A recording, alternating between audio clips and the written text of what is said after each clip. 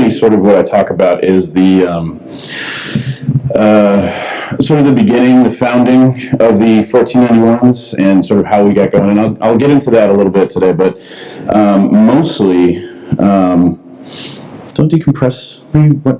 What's happening right now? Yeah, just tell it to go away. But I had an interesting. You might not have Keynote on here. This may be all a bust, and I'll just end up showing you videos that I like. Yeah, we don't have Keynote on this computer. So, what to do? Who? What? You do? Aw. Look at this. This is what we call community, people. Bring it on up. This is how it goes. People help each other out in Native communities and things. Languages.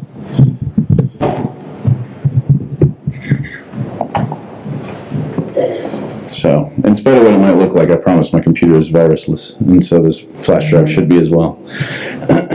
All right. So what are we doing then?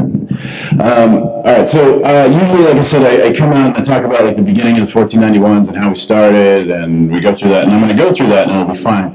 But last night I had this really crazy conversation. I took a super shuttle to get from the airport to the hotel, and I started talking to this Ethiopian fellow who's been here 20 years, and we got into this conversation. He was like, "Oh, Migazi, what does your name mean?" And I was like, "Oh, it's Ojibwe, it's Ojibwe, and it means bald eagle and stuff." And he's like, "Oh, yeah, Ojibwe, what is that?" I'm like, "Oh, well, yeah,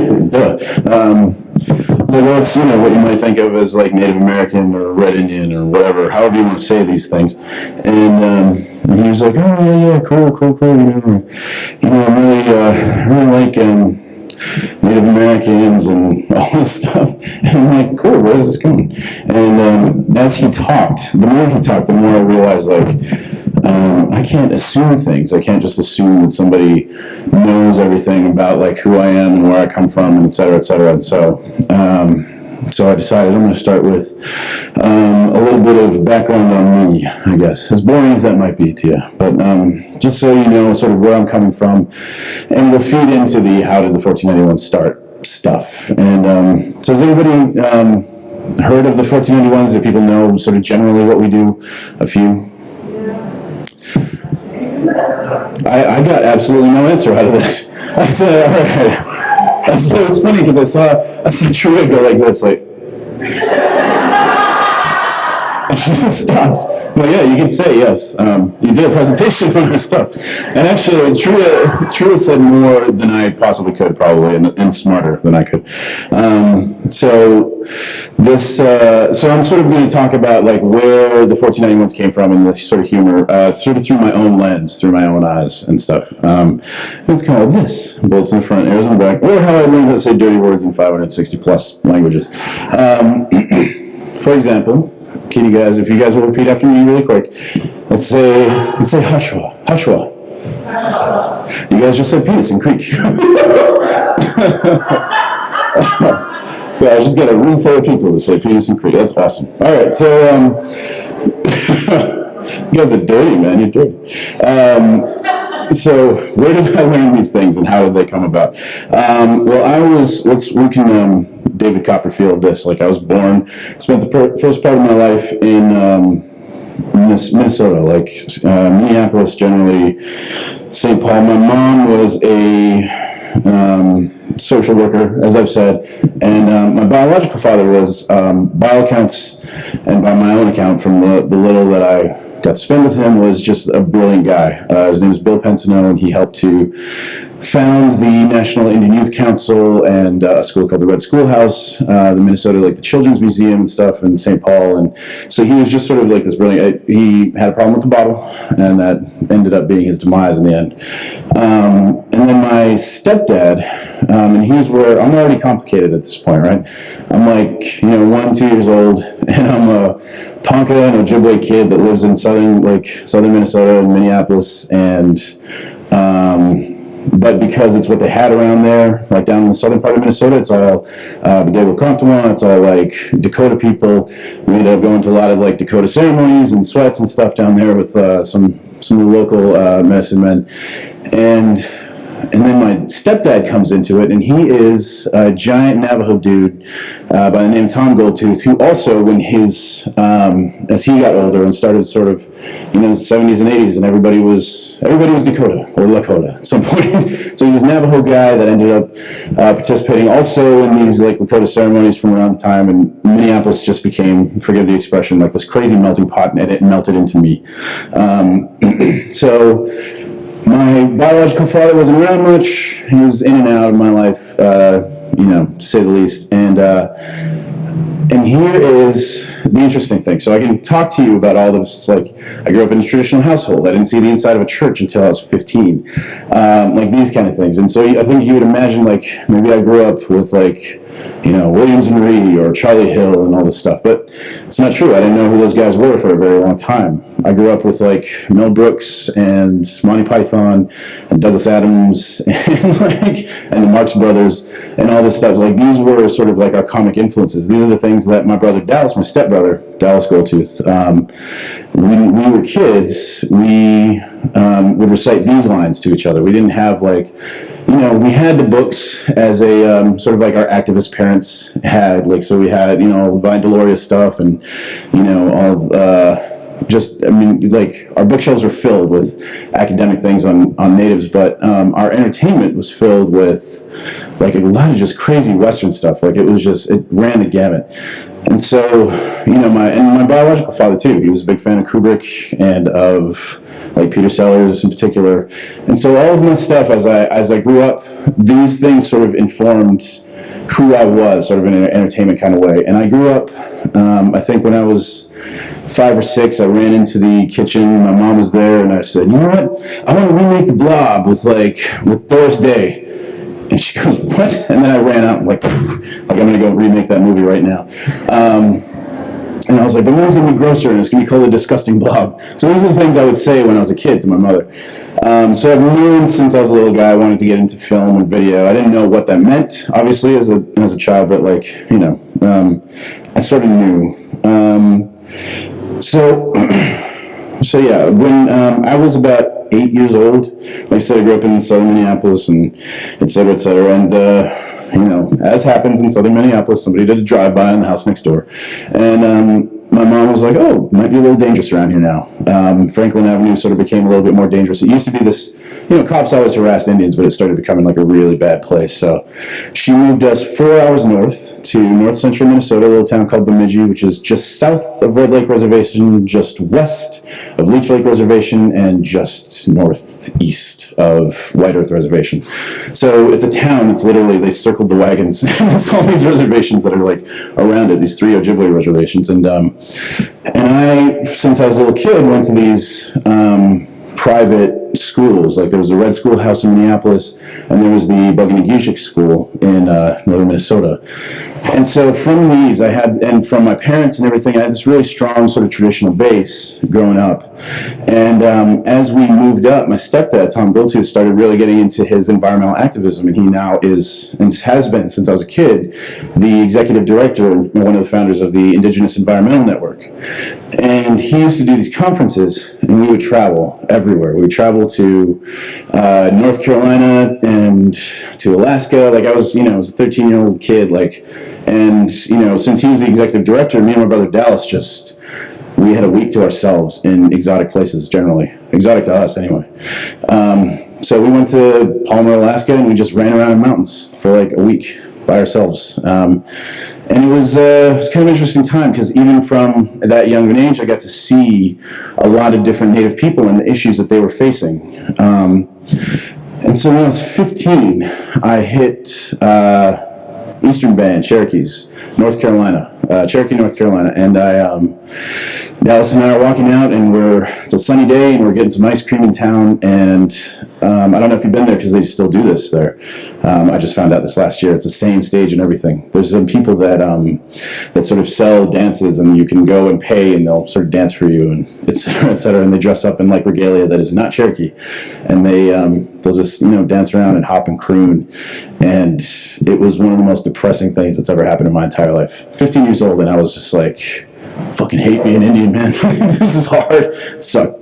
Because you get a lot of stories about people that they grew up playing cowboys and Indians, and before we didn't have the imagery work that people like Adrian and Matika and whatever are doing now. You grew up with playing cowboys and Indians. You were like, well, I'm gonna be a fucking cowboy, man. I want to win.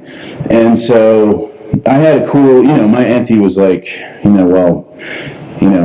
you should probably be the Indian, et cetera, et cetera. So I had like cool people when I was growing up, but and then she'd yell at me in Ojibwe and stuff.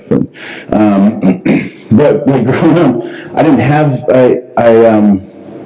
didn't have a lot of the mechanisms that I do now. I mean, I obviously didn't have the language to understand. I just understand this was a guy who was selling his own image, and something about that stuck with me.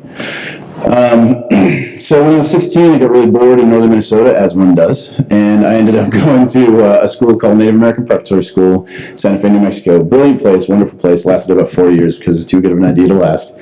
And from there, I started doing like full on, like, all right, I'm going to start doing screenwriting classes. Got into screenwriting classes, went to Wesleyan University when I was 18 or 19, and I just decided I'm just going to like not do that. And I was like, you know what, man, school's not for me. They're not going to let me hold the cameras at the time. I'm like, I'm going to go to LA, and I'm just going to get in there, and I'm going to start doing it, and with this sort of 19-year-old spirit. And I ended up selling vacuums and knives for about 2 years. Like whatever I could sell. I was a salesman for a long time. I worked as a telemarketer. I was one of those people that interrupted you at dinner. And so it was awful. It was an awful time. I was writing the whole time while I was doing it, and screenwriting and teaching myself how to do that. But in the end, it was a very fortunate sort of happenstance. I came across like a contest that the Institute of American Indian Arts was having. They produced a short film of mine, and it was like the very stereotypical, like what you think of as like what happens to people, sort of Hollywood stories. There's like this big fat guy in a suit and a cigar, sweaty, bald, and he comes up and he's like, "Hey, I bet you didn't know that your program was sponsored by ABC and Disney, did you?" And I'm like, "No." I'm like, "Get out of here, I'm editing my next thing." And he's like, "Well, you got about 2 hours to decide the next 2-3 years of your life." And I'm like, "Really? Cool. What's going on?" And he's like, ABC wants you to come in, and we'll pay you an exorbitant amount of money to come in and work for TV. And I was like, "I hate TV." Walked off. And but he chased me down, and he was like, convinced me, like, if you want to do movies, you should get into TV. And so I started TV writing. And I wrote for Hollywood for a really long time. For years. And then I sort of got sick of that, but I would go back to it. I would do like contract writing, independent writing, that kind of stuff. Worked on screenplays. A lot of the big movies that you've seen, there was probably my hand in it somewhere. Especially if it came out of ABC and Disney. Some really, really crappy stuff. and so like, just being honest. But it was interesting because they were just paying me to write, and I had started out as like what they call like a talent development writer, which is their sort of quota meeting. They want to they'll fill it up with people in like queer communities or feminist communities or Native and Black communities, and they'll have a quota. I'm like, no, we have a Native American on that show, and so nobody bugs them, right? So it started out like that. But what was interesting is the people that I worked with during that time never once asked me to do anything Indian. They never asked me to Indian things up. I got brought on because I have a really sort of, in my writing anyway, I got a sort of a dark and violent sensibility, and I would go on and they'd be like, all right, when this character killed off, and then I would kill off a character. So if you watched I don't know, Desperate Housewives, Grey's Anatomy, Alias, all these things, and a character died, and if they died horribly or if they got tortured, that was probably me. So anyway, but I sort of got sick of it. I was getting paid ducats, and wasn't like, I got no credit whatsoever. Any big Hollywood thing you see out there has maybe 20, 30 hands on it. And so I was just like, man, I need to do something, strike out on my own. Let's do something on my own. And I discovered the Sundance Institute, and I got a fellowship through them.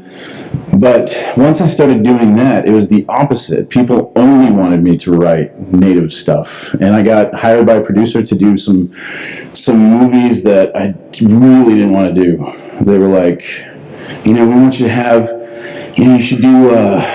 I want this action movie, and it's like a serial killer and a detective, but it's set on the res. And I'm like, oh, cool, right on, hell yeah, I'll do that. Genre movie on the res. I'm like, let's go. And they were like, oh yeah, okay, so maybe we can write in there that he wears tight pants. I'm like, what?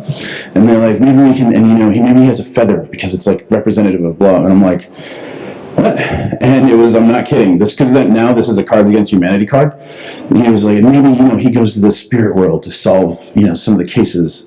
And I'm like, fuck this. So what's funny is this came from native producers, and so I sort of told Sundance Film Institute to go F itself, and I didn't mean to. I just sort of I stopped returning calls because the screenplays they were giving me to write were just god awful, So here we get into the normal part of the conversation. I'm depressed. My uncle at the time was like in the middle of like this Alzheimer's thing and was fading out pretty quickly. And it's Minnesota in the middle of winter, and it's like I'm just like bumming, man. I'm like sitting around, and I think at one point I was just on the couch like and my brother Dallas, God bless his weird, Navakota heart, he was like, he had this little flip cam, and he was like, well, why don't we just make some stuff for ourselves, man? He's like, let's go out into the woods, and you can do that Ojibwe like accent that you do, and we'll act like we're a couple of hunters. We'll do it like an APTN thing. We'll make fun of like, the APTN stuff, the Canadian channel.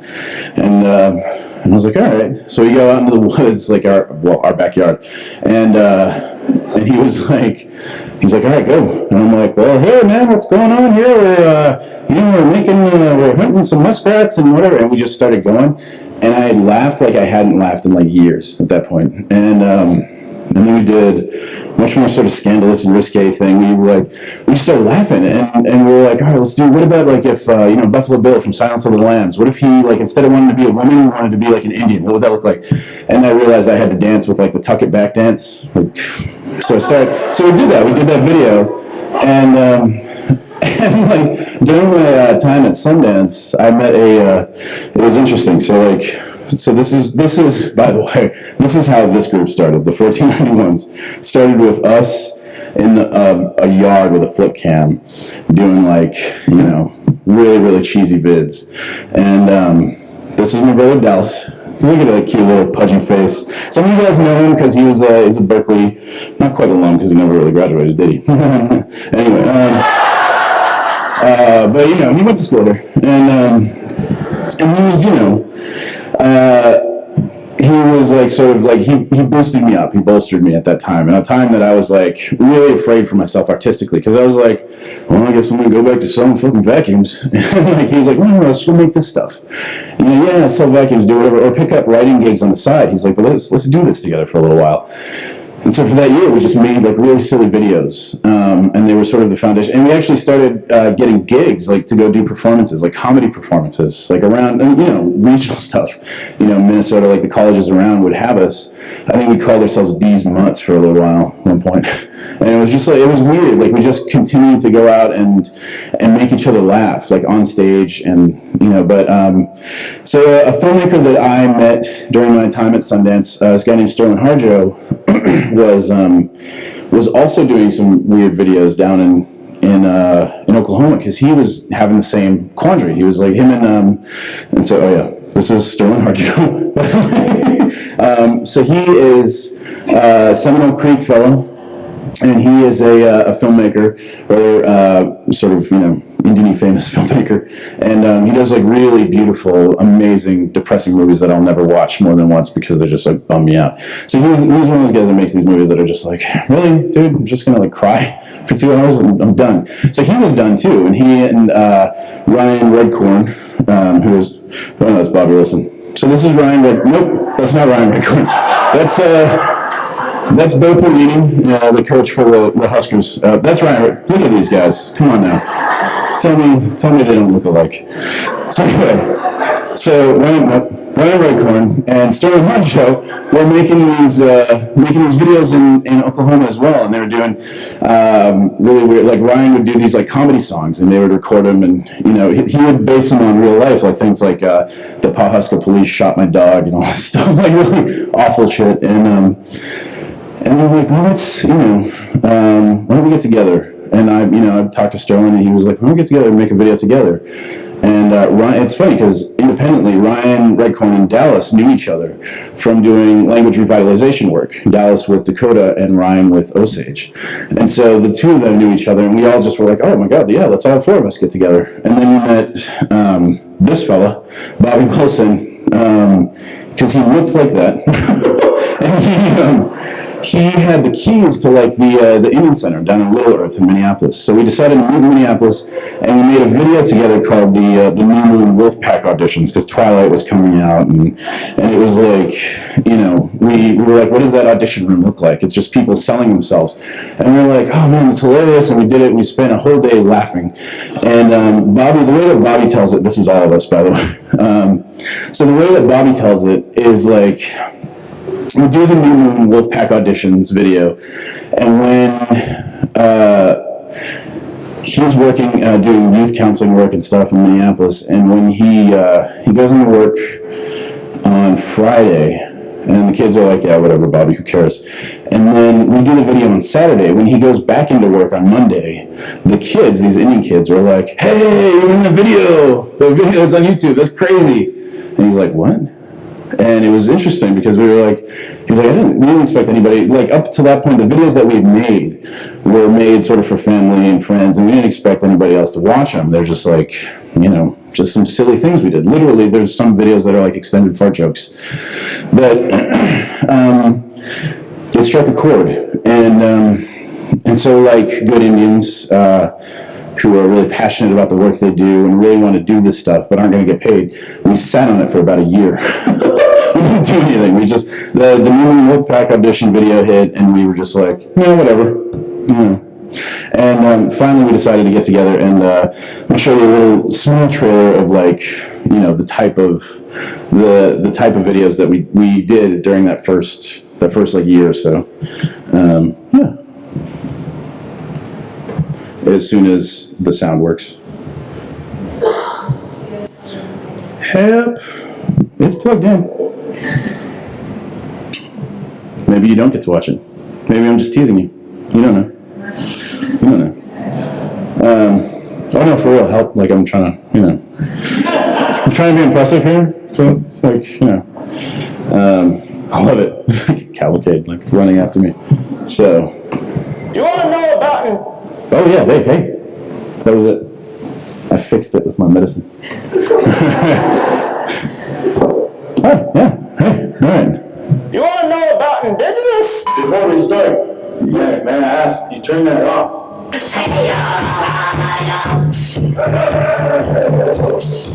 don't like you that much, but...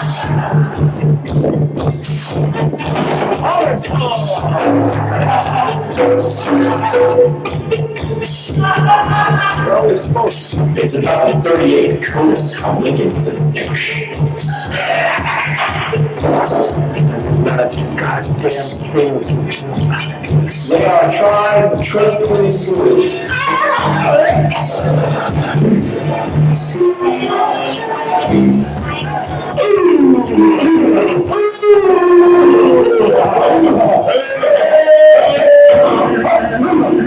Smoke ahead. You won't get the part if we've got to turn this off, because we have to show the director this film away.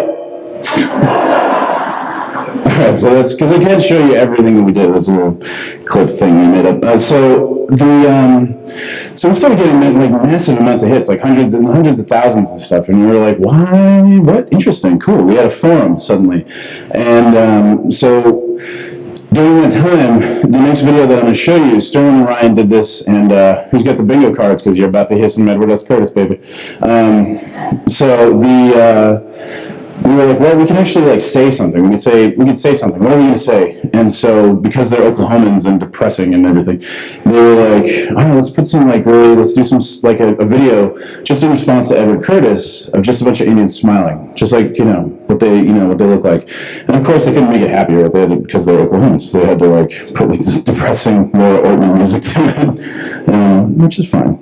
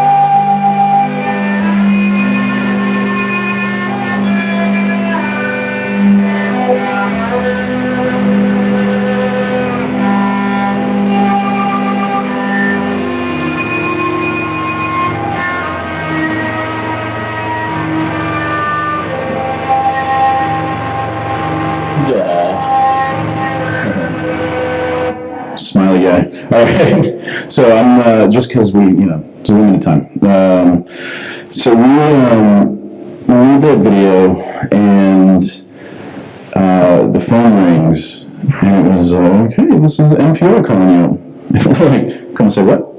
And we're like, yeah, we wanted to showcase this video. It's gotten a lot of traction, and we're interested. And Ryan, of course, because he has to question everything, was like, would you be calling up if the video was just smiling Indians and we didn't say like, Edward S. Curtis at the beginning?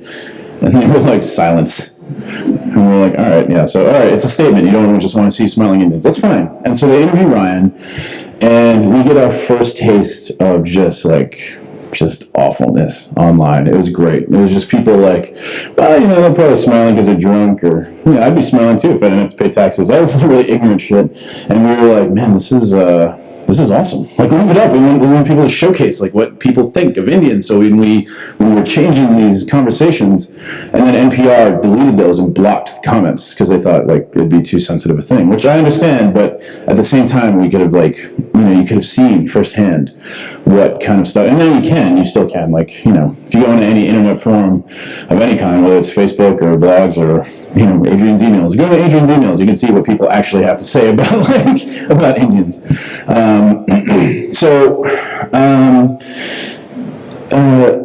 We're like, man, let's do more in that vein. Not like just, smiling Indians, but we're like, we wanted to really challenge what people were trying to say, even in Indian country.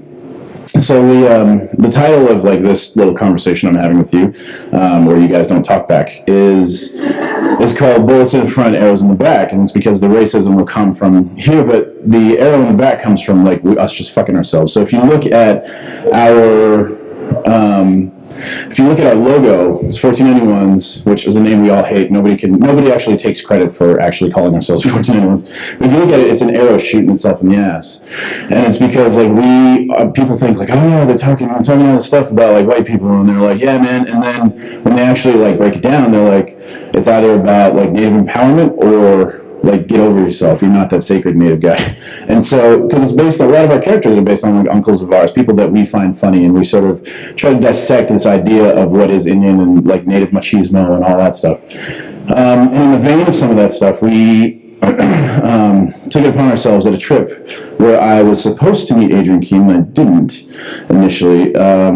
We went on the East Coast tour, and we started doing represent videos. And for those that are unfamiliar or weren't paying attention during Trios for whatever reason, we do these videos where we sort of challenge the idea of like the walking two worlds. I think.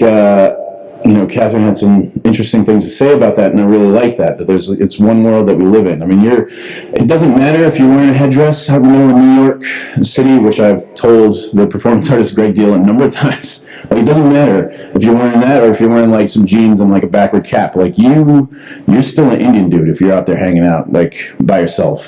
And so we did these things to sort of showcase, different cultures, songs, dance, like just whatever people, however they wanted to express being Indian. We started doing that, and what these things meant as a way of like, let's challenge the stereotype. Let's get this going, and let's have these conversations, this dialogue. Let's make sure that when people type in Native American, like maybe our mugs come up somewhere, and even if it's just under the guise of poop jokes, or if it's just a woman like beating while she's on a bicycle, like let's do that. Let's dominate. And so we're still working at that, and we will continue to work on that probably till we croak. But so the next things I'm going to show you are a couple of examples of these represent videos, ones that don't really get a lot of play for whatever reason. When we released them, they sort of went under the radar, but they are sort of my favorites. And here you go.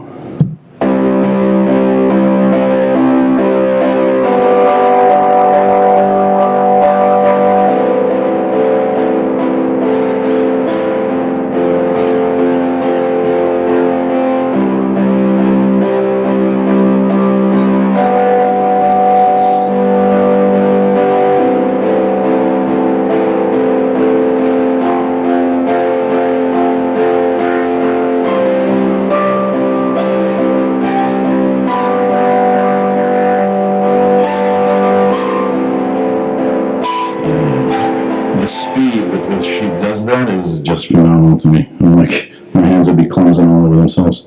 This next one is probably literally my favorite one. We shot it up at University of Alaska with some Alaskan Native students, and it's just all right, so when we hear the dirty little secret about the 1491s, we're actually really well versed in the things that we do. Like, I was a screenwriter for a really long time and a filmmaker for a really long time before we started.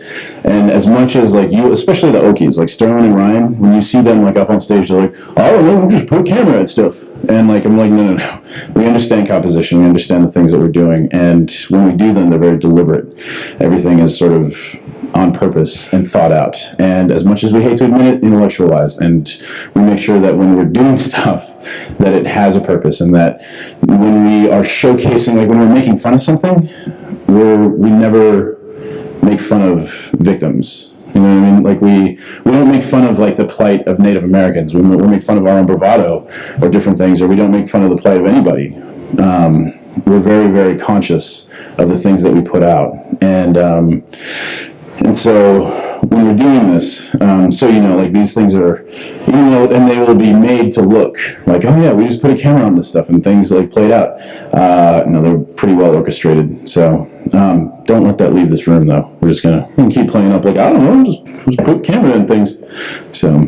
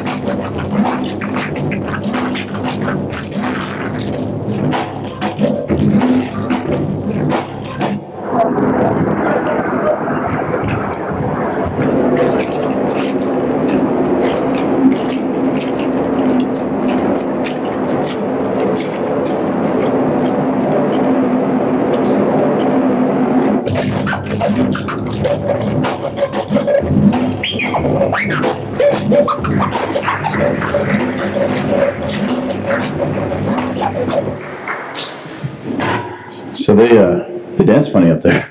Move their feet. So yeah, so I'm going to show you, like, just to give a rougher idea. Tria showed this one earlier, but there's a little mix of things. Just to show you what the rest of the Represent videos look like. We sort of cut together this little trailer for them, but you should go look them up because we have dozens. And I think we have something like over 100 videos in our catalog at this point, which is not bad for like a solid 3.5, 4 years of work that we actually have been trying to consciously do this. But I'm going to show you a few other things, and then we'll wrap it up for questions in a second.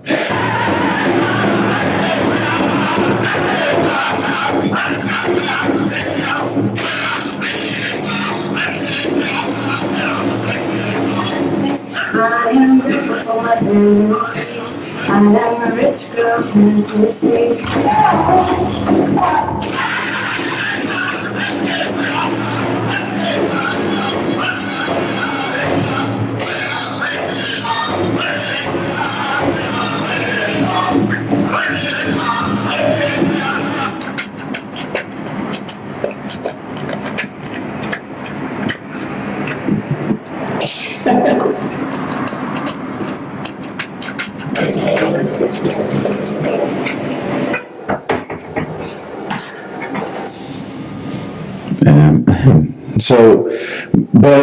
So we do these things and we're like, yeah, all right, man, let's talk social activism, let's talk about imagery, let's talk about reclamation of this. And at one point we were like, can we get back to making funny stuff? And so we do sort of an even mix. We try not to throw out one or too many of the same kind in a row. We haven't done a lot of content in this last like 6-7 months because we're working on our first feature and a TV show at the same time. Like, we're stupidly insane because none of us live in the same place. There are 5 of us and we all live in different places. The closest two are Ryan and Sterling, but even they live about an hour and a half away from Pawhuska to Tulsa, Oklahoma.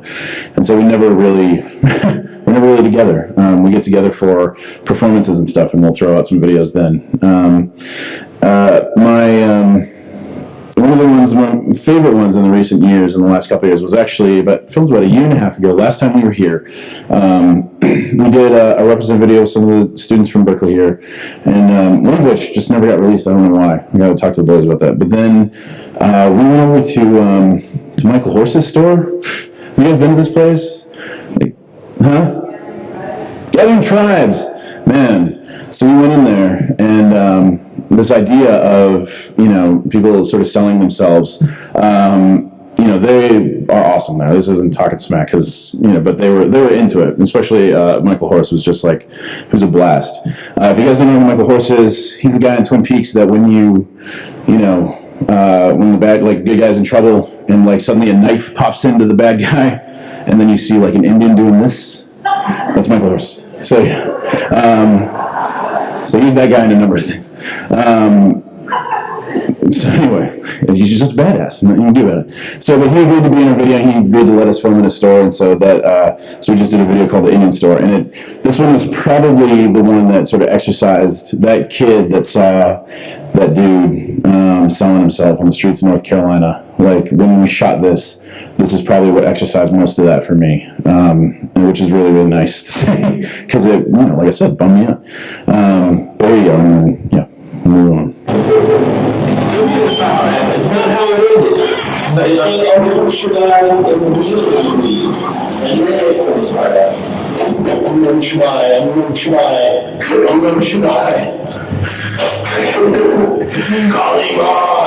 Everyone knows what Golly but I'm going to try is what separates the true.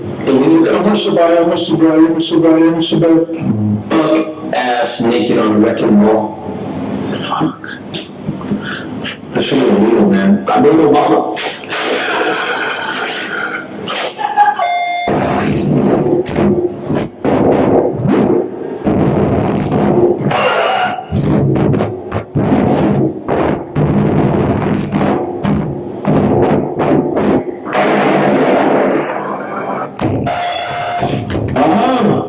Welcome to our store here.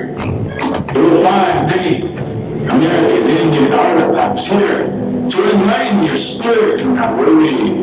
And feel free to check out our fine collection of turquoise jewelry made by the people of the Washita Nation of Tennessee. I had to go on a vision quest and asked for the raccoon spirit to come to me. I humbly put out tobacco for him, and when he came, I killed him. Ever since I lost all that freaking weight, sleep doesn't really fit. Try the other ones by the spirit mask. Maybe it might fit you. The spirit mask? Yeah, by the dream catchers. Which dream catchers? The purple ones with the fur on it. Oh. Spiritual hand balance.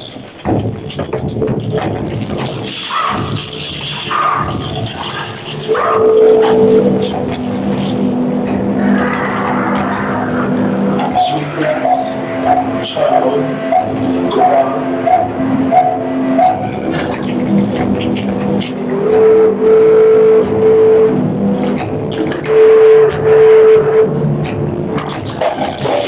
could I interest you in some handcrafted dolls made in the highlands of Chiapas, Mexico?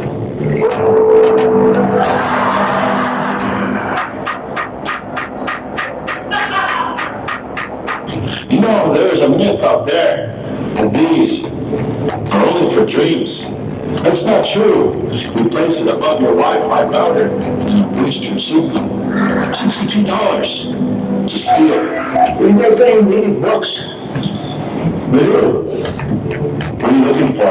I need stuff like on tribal law, sovereignty. We have books about spirituality and Mother Earth. History, tree rights. And I like stories. Yeah, I like stories. They'll teach you how not to be. How many non-warrior books? That speaks. Nothing on the history of colonization or anything like that. Animal speak. Good book. Talk with the animals. Art. What we do is print them that kids. Okay, boys. Have a good day. Brother. Looks like my grandpa.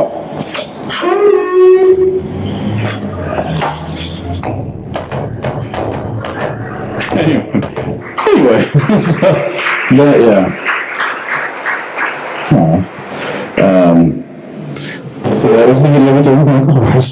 And so, we sort of run the gamut between like actually saying something and then just, literally in the next video, I'm going to show you, it takes like 2 seconds, but it's literally just smacking each other around. Because if you hang out with 4 other dudes who sort of have giant egos in the same way that you do, eventually you get into fights and we exercise those through trying to make each other more naked on video. So enjoy this one, because this is one of my favorites, because it's just Dallas getting hit in the nuts.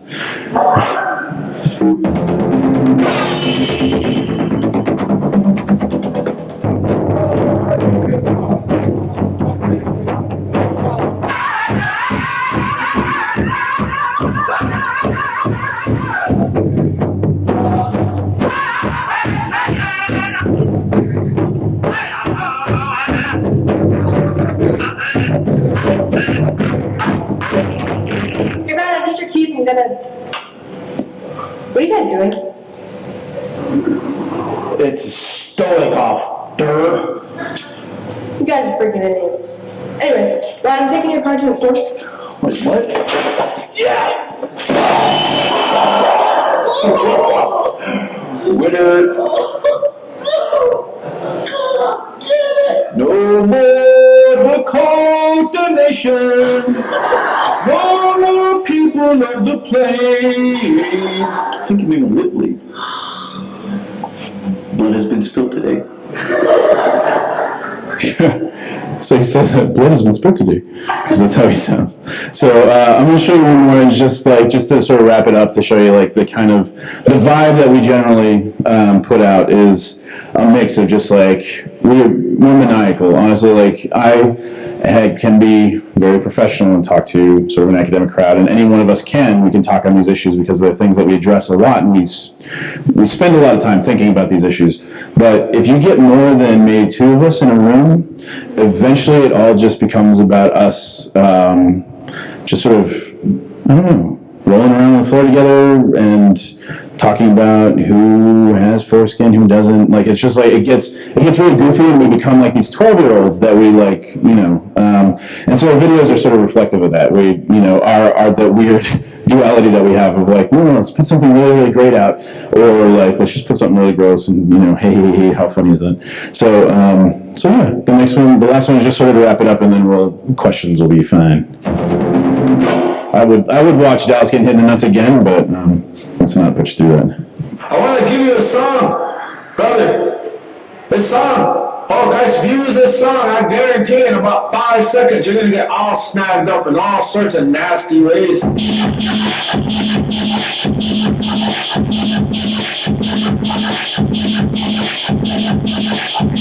Make our voices heard like we've never been heard before.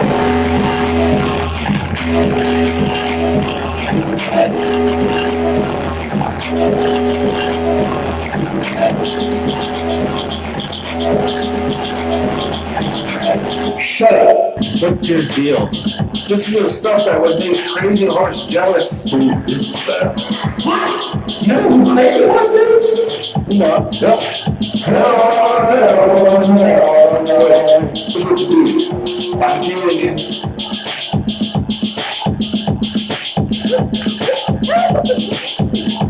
Call out, Military! Sounds like a good plan to me.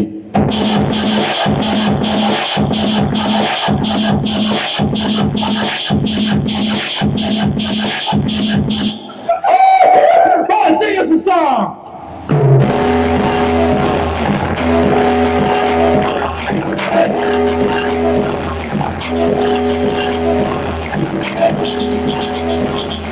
Ask your cousins and your mom and them about that. Which might be the Indianest thing I ever said. So yeah, we are like wrapping up time-wise. It's we got little cards and things.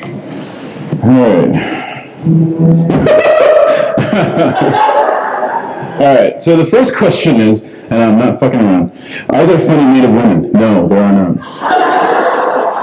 I've never met one in my entire life. Actually, what's funny is so I conceptualize a great deal about probably 70-80% of our videos, and then a lot of them just play out while we're together.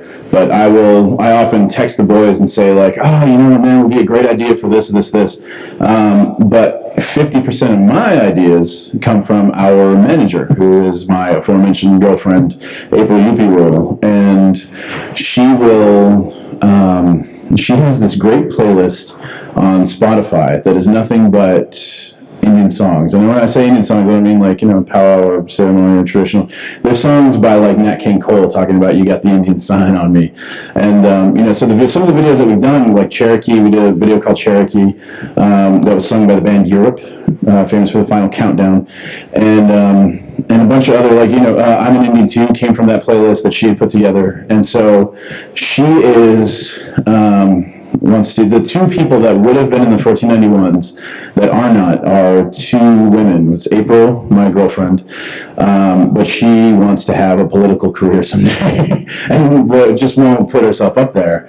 And then the other one is Siddhartha Osawi, who is another friend of ours, tall MHA, like a 3 affiliated girl that just like, looks like Deer Woman. And she would have been our sort of our initial female member, but same thing. She went to go work for Obama's White House and just was like, no. And there are a number of female like Native comedians, but we just have never had a chance to work with them. And the content of our stuff is very, some of the things like you saw Dallas there where there's like shirt off talking about, a lot of the things that we poke fun at are like our uncles and our dads, and this idea of we're just like ripping apart the idea of Native masculinity. And so some of the stuff that we do doesn't really suit.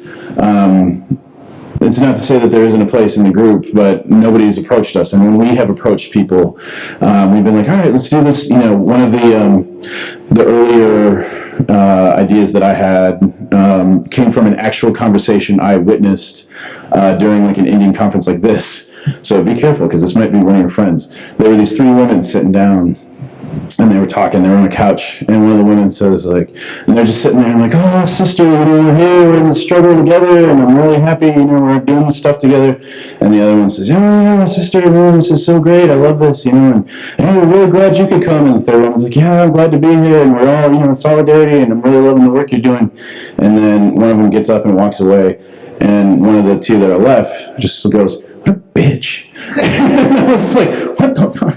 So I presented this to like some of our female comedians, and they were just like, and even though it sort of is in line with our thing of sort of deconstructing this idea of what Native masculinity is, and they had all been through experiences like that, and it's like a funny video, they were like, no, not really, don't really feel like it. And we're like, what? And then, so it never happened. Now, we have, in that video, the Stoic Off video where Dallas gets hit in the nuts, you'll see Natalie Tomasic, who's Oklahoma Cherokee as well, and she and her boyfriend have this thing called Whitebird Productions or something, and they are sort of like younger, more beautiful versions of the 1491s, and the 2 of them make like these crazy action comedy flicks, and if you look them up on YouTube, they're really fun, and they are good friends of ours. But in terms of like working with us, we're generally sort of, we have a lot of people like female comedians that we work with, but nobody that's like officially in the group. The 5 of us that started it are sort of the initial 5, and nobody's been thrown in. So yes, are we taking volunteers for Funny Native Women? Then sure, yeah, if you want to.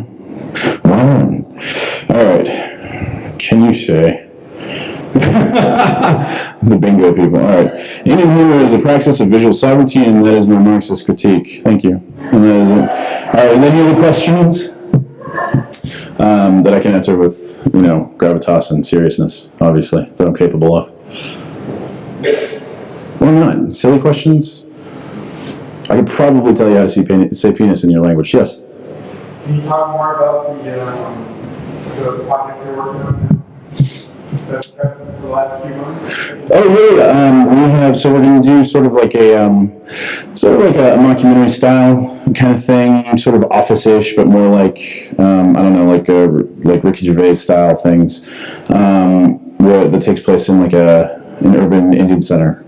And like we all have different roles that we're going to play. And right now we just have the pilot. And the feature is, we have a couple of different features. One is a history of Native America through 1491's eyes, and we'll just hit a bunch of different tribal historical events. And then we have another one that is following Dallas around as a guy who didn't grow up in Indian communities, trying to figure out what it means to be Indian. So he just goes around, and we're filming a lot of these while we're in different communities, like on our own, and we're just trying to figure out how to make them work together. Yeah, and then there are a few other. We have another video that should be dropping anytime soon. I'll tell you guys about it. It's just called, and it's one of these like silly little ones, but it's one that I was really happy with when I came up with the idea for.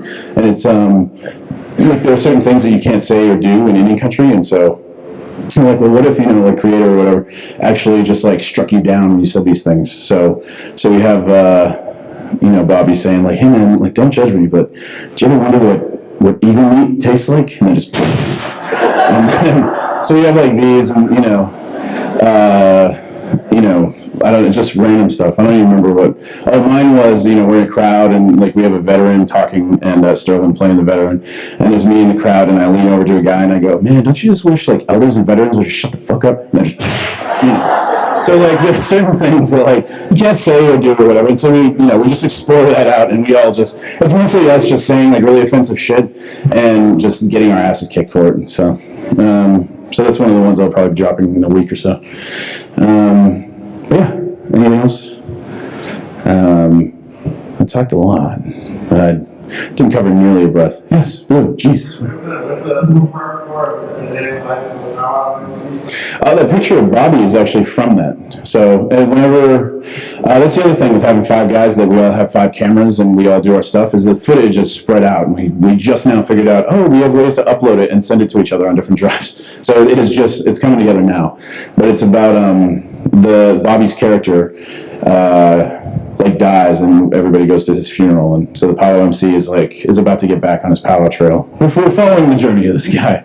And then we just ran into Tito Ibarra, who's in a lot of our videos, is sort of like a 6th like unofficial member, has some, and it's no secret, like he would acknowledge this himself, so I feel okay saying this, but he has had some substance abuse problems in the past, so we never like sort of made it official. Like he goes back and forth, but he's been sober for a while now and is doing really well. So we just shot another video with him too, about a support group, an Indian Man Anonymous thing, and so we're all sitting around, and I'm like, well, hey, my name is Mickey Penslow, I'm here, I'm an Indian man, and my problem is I like drama, I like gossip, and I'm a crab in a bucket, and so I talk about these problems, and Tito, every time somebody, so we have this big group, and every time somebody says something, Tito's like, well, what your problem is, man, is this, and you need to fix this, and I'm like, oh, cool, all right.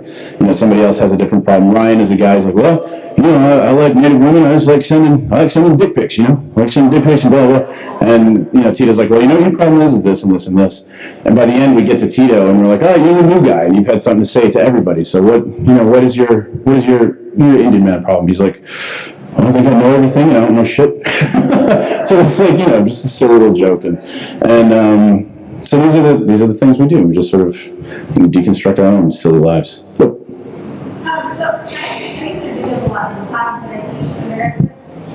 And one video that we look at is I'm doing 2 and the dancing market.